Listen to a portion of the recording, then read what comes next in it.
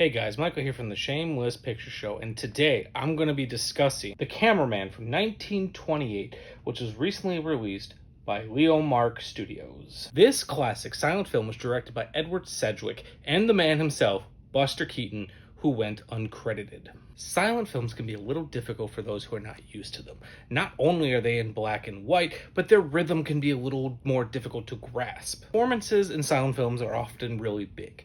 But what I love about Buster Keaton's films is he really lives and breathes by performances and uses very few title cards. The average number of title cards used in the 1920s for a feature film is 240.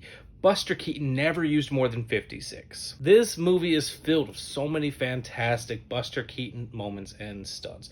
It's also filled to the brim with fantastic visual comedy that, even despite its age, I could not stop laughing. There's also a monkey in a sailor suit, and that will always get you extra points. The Cameraman was filmed by cinematographers Reggie Lanning and Elgin Leslie, two legends of the era. The Cameraman was shot in black and white 35mm film and used spherical lenses to frame the film at 1.33 to 1 aspect ratio. While I could not find any information on what cameras were used, I can deduce based on the time period that they used vintage hand-cranked movie cameras. And unfortunately, Leonmark Studios' release of this film is quite upsetting. First and foremost, this movie is filled to the brim with digital noise reduction. This movie was filmed in 1928. It's going to have grain. And on top of all that, Leonmark Studios gives you no indication of where they got this print from.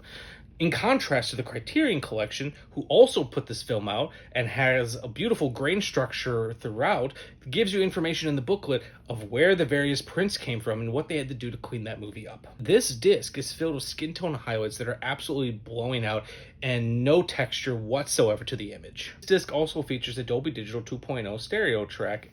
And contrary to popular belief, silent films weren't truly silent. They usually had a live musical accompaniment, and the strength of that soundtrack can really make or break your experience of silent films. Once again, Leonmark gives no indication of where they sourced the soundtrack from. However, I know from my own personal research that the score was composed and conducted by Timothy Brock, the same soundtrack that was used on the Criterion Collection release. Now, to be fair, I don't know if that soundtrack is owned by the Criterion Collection, but I don't like that it's not even mentioned. Ultimately, I cannot recommend this disc. I highly recommend everyone go out and see The Cameraman. It's a fantastic film, and it's probably Buster Keaton's last great masterpiece. But if you're gonna check it out, I recommend going and buying the Criterion Collection edition. If you guys like what I'm doing, hit that subscribe button. I'll talk to you next time.